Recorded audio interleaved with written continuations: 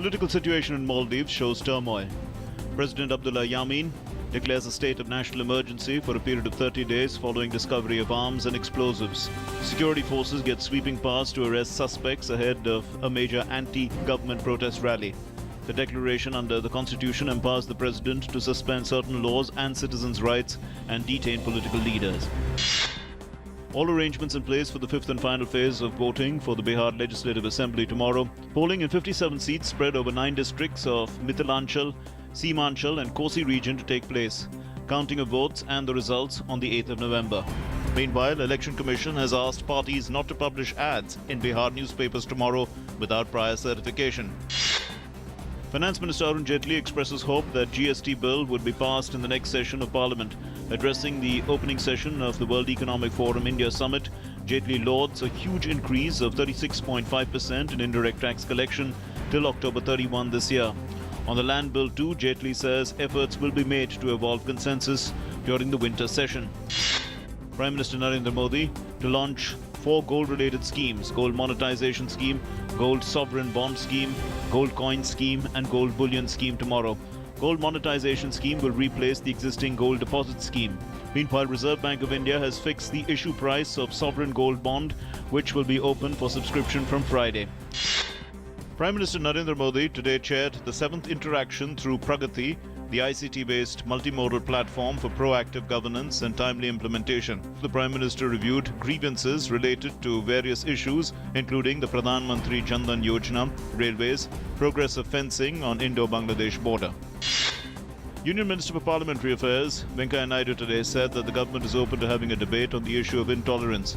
Asked about the protests by Congress and artists, scientists and intellectuals against rising intolerance, the minister said that their agitation was against the mandate of the people. The minister said decision on the winter session will be taken after Bihar polls.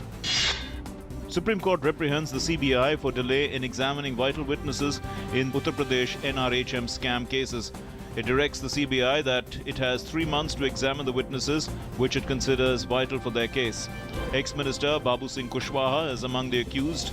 The CBI has registered 74 FIRs and filed 48 charge sheets so far. Government to issue show cause notice to Volkswagen Group of companies. Testing agency ARAI finds significant variation in emission level in 3 Volkswagen models compared to laboratory measurements. Emission variations have been found in diesel models Jetta, Audi A4 and Vento. Government to set up 3 centers for jute processing in the country, which will provide training in design and processing in jute fabrics and their promotion. Addressing the annual conference of the Union Ministry of Textiles with secretaries of various states in New Delhi today, the Union Textile Minister Santosh Gangwar said need of the hour is faster environment clearances and acquisition of land from their respective states. Underworld Don Chota Rajan's deportation deferred due to the closure of the airport in Bali as a result of the spewing of volcanic ash from a nearby mountain. The 55-year-old Rajan was to be brought to India by a special aircraft, but he continues to be in detention in Denpasar. In relief to senior IAS officer Ashok Khemka, Haryana's BJP government drops charge sheet against him. He had been charged by the previous Congress regime with exceeding his jurisdiction as he had cancelled the mutation of a land deal between a firm owned by Robert Vadra and a realty major DLF. National Green Tribunal asks Delhi and 4 northern states to issue notification to curb crop burning. Concerned over rising pollution in Delhi and NCR, the centre tells 4 northern states to take legal action against erring farmers. Also asks to launch an intense monitoring, including through satellite-based remote sensing technology. A Russian-built Antonov 12 transport plane crashed today shortly after takeoff from the airport in Juba, South Sudan. At least 41 people on board and on the ground were killed. Presidential spokesman said a crew member and a child on board survived. Chinese and Taiwanese leaders to hold a historic meeting for the first time in more than 50 years on Saturday in Singapore. The meeting comes ahead of Taiwan elections in January. After losing the T20 and ODI series against South Africa, India will go into the 4-test series, hoping to turn the tables and salvage lost pride.